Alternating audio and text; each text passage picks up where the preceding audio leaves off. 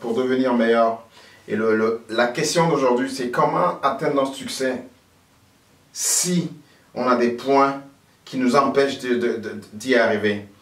Et beaucoup de gens veulent atteindre le succès, ont des projets, se disent mais pourquoi j'arrive pas, pourquoi je n'arrive pas, qu'est-ce qui m'empêche? Et ils ont des attitudes, des positions, des comportements qui sont de nature à saboter ce succès-là. Et l'un des premiers points que je vais aborder aujourd'hui, c'est la peur.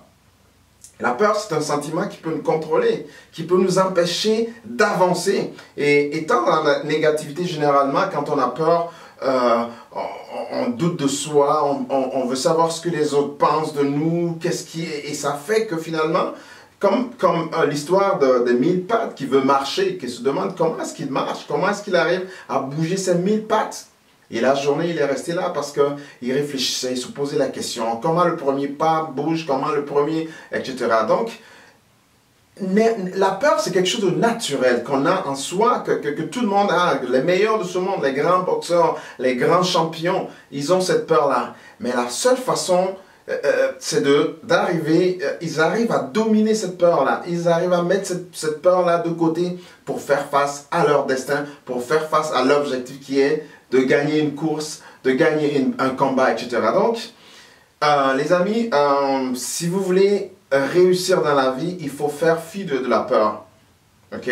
Ou la peur, je vous le dis, c'est un mauvais ami. Si vous voulez l'avoir de vos côtés, vous risquez de ne pas faire le premier pas. Alors, le deuxième pas, c'est de pousser, le deuxième point, pardon, c'est de pousser lentement. Vous savez, Newton nous a montré dans sa démonstration en tant que physicien une formule qui montre que pour déplacer un poids, une masse, il faut y appliquer une force qui est supérieure à cette masse-là pour pouvoir l'avancer, pour pouvoir la déplacer. Quand on prend une voiture, c'est le même concept qu'ils ont transporté dans la mécanique. Donc, tu veux faire bouger la voiture qui a une masse, il faut appliquer des forces qui est la première vitesse, la deuxième, la troisième, puis on peut atteindre une vitesse de croisière. Donc, pousser quelque chose lentement, vous risquez non seulement de ne pas le déplacer, de vous fatiguer aussi. Donc, si on transpose ça dans la réalité de la vie de tous les jours, c'est, vous avez un projet, ça peut être un projet de mariage, vous avez envie de connaître une femme, ou vous avez envie de marier une femme, ou le contraire, une femme qui veut marier un homme. Il faut pousser fort, il faut mettre tous les éléments, toute l'énergie en place pour pouvoir déplacer cette masse-là, pour pouvoir faire avancer ce projet-là. Alors, le troisième point, c'est la procrastination.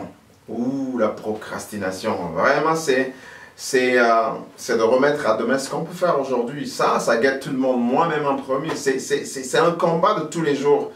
Quand on a un projet, il faut commencer.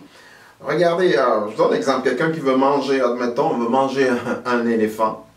L'éléphant, vous ne pouvez pas le manger en un seul jour, même aussi grand que soit votre ventre.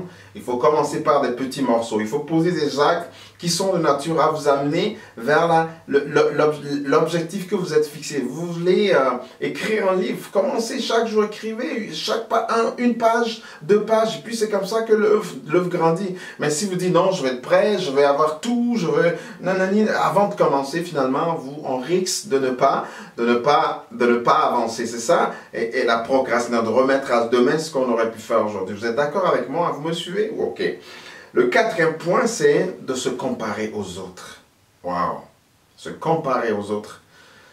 Vous savez, dans la vie, oui, il faut avoir des modèles, il faut avoir des gens sur lesquels on pose notre regard parce qu'ils sont nos modèles, mais on ne peut pas se comparer aux autres parce que nous sommes uniques dans notre création. En étant une créature, nous avons quelque chose. Je ne peux pas être vous, vous ne pouvez pas être moi. Je ne peux pas vous ressembler, mais je peux vous imiter.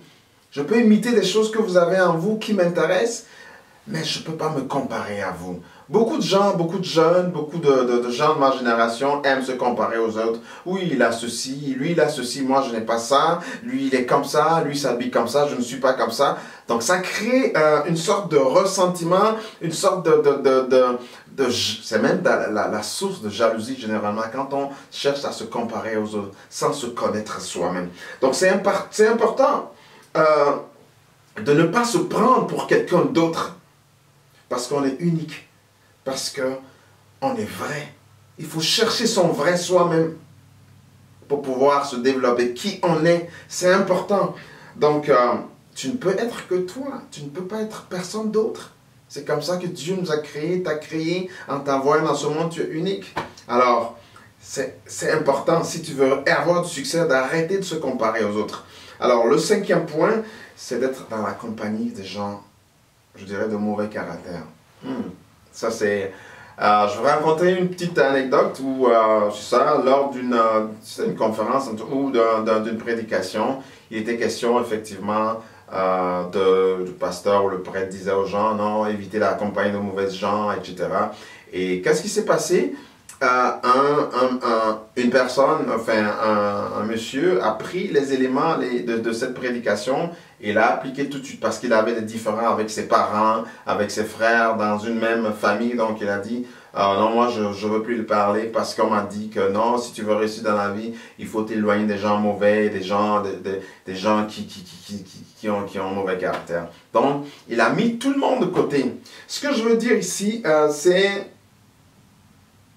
ne pas sortir les gens de notre vie, mais limiter leur influence parce que je dis souvent, il faut arrêter de diagnostiquer à vie une personne. Diagnostiquer une maladie, c'est par exemple dire que celui-ci a, je sais pas, le cancer ou celui-ci a le palu. Non, le palu, bon, c'est quelque chose qui vient cycliquement. Donc, on ne peut pas le comparer à ça. Dire qu'une personne, dit par exemple qu'une personne est mauvaise.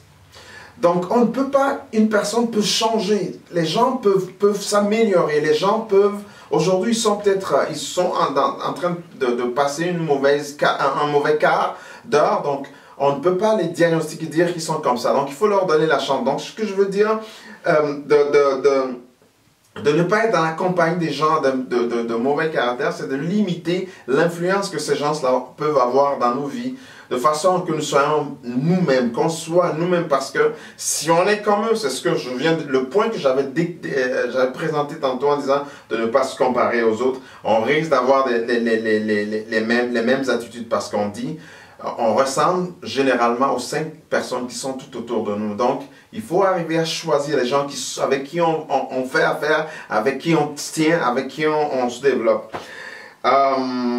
Le 6e point, c'est d'arrêter de prendre des décisions trop vite, en un clin d'œil. On veut prendre une décision, il faut prendre le temps de poser les vraies questions. Regardez, je veux déménager par exemple. D'un point A à un point B. Donc je m'assois où j'étais, je mets toutes les caractéristiques de ce premier point, je mets les caractéristiques du deuxième point et je fais les comparaisons. Peut-être que de là, j'arrive plus vite à la maison, peut-être de là, j'utilise moins d'essence, je fais moins de transport. On fait le pour et le contre avant de prendre des décisions, au lieu d'aller vite en besoin.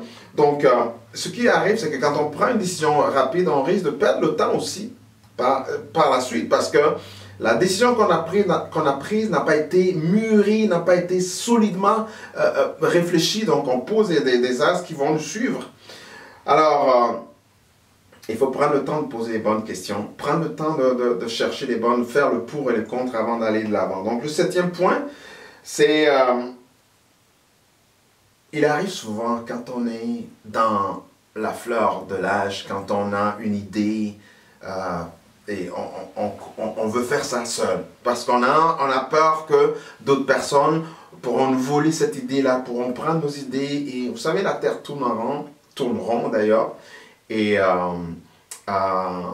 l'idée que moi j'ai actuellement, j'ai peut-être une idée fantastique, même quelqu'un là, dans une autre partie du monde, ou même juste à côté de moi, mais ce que je veux mettre l'accent, le point sur lequel je veux mettre l'accent aujourd'hui, c'est justement d'apprendre à collaborer.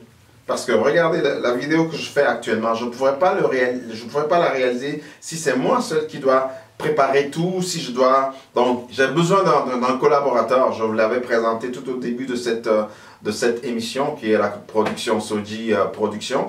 Donc il faut savoir se tenir en compagnie des gens qui nous élèvent, qui on peut élever aussi. Donc, en mettant ensemble par le biais de cette collaboration, ben, on est en train de réaliser quelque chose qui va peut-être toucher votre vie, qui va peut-être changer votre façon de prendre des décisions dans l'avenir. Donc, il faut développer nous sommes des êtres sociaux par définition. L'homme n'est pas été créé seul. Dieu a dit, mais il faut que je mette quelqu'un ou une femme à ses côtés. Donc, on est appelé à collaborer. C'est une vue de l'esprit, une vue en mettant la femme. Mais c'est de dire qu'on ne peut pas faire les choses seul, il faut toujours collaborer. Donc, c'est un point important. Alors, le 8e point, je pense, je m'abuse, c'est de parler négativement sur nous-mêmes. Beaucoup de gens ont tendance à dire des mauvaises choses sur eux-mêmes en disant je ne suis pas bon, je ne suis pas beau, je ne suis pas fort, je ne suis pas... Donc, il faut arrêter ça. Je l'ai dit quand on est unique, vous devez savoir qui vous êtes et vous encourager, se taper sur l'épaule pour dire ça, vous avez bien réussi un coup, vous venez d'avancer, vous êtes capable. Donc, il faut arrêter de parler négatif parce qu'on dit la langue, c'est une arme à double tranchant. C'est une arme qui peut, comme le couteau, faire une bonne cuisine. Ça peut aussi être une arme destructive qui peut tuer quelqu'un. Donc, c'est la même chose avec notre langue. Nous avons la vie au bout de la langue. Donc, continuez à dire des choses qui n'ont pas de sens, qui ne sont pas de nature à vous élever, il faut y penser. Alors, le 3e, manquer de temps d'investir dans notre épanouissement. C'est que les gens lisent très peu, les gens font très peu de lecture et ils n'investissent pas ce développement personnel. C'est important d'investir en nous-mêmes par des connaissances, par des recherches, c'est ça. Donc c'est important d'investir en nous-mêmes. Et le 10e point, on va le faire rapidement, c'est de jeter l'éponge tôt. Quand on fait un combat de boxe, ça prend 12 rounds, si je me trompe. Il faut tenir jusqu'au dernier round et là, on est vainqueur. Donc, quand dans le mouvement, dans le projet, il y a un pierre d'achoppement, ne pas jeter l'éponge. C'est des étapes. On nous a appris souvent que le succès, c'est peut-être un chemin droit, mais dans ce cheminement, il y a des hauts et des bas, il y a des points, des moments où on a envie de tout laisser tomber.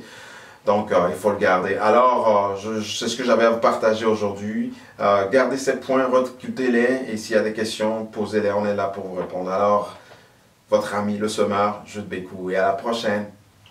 À très bientôt.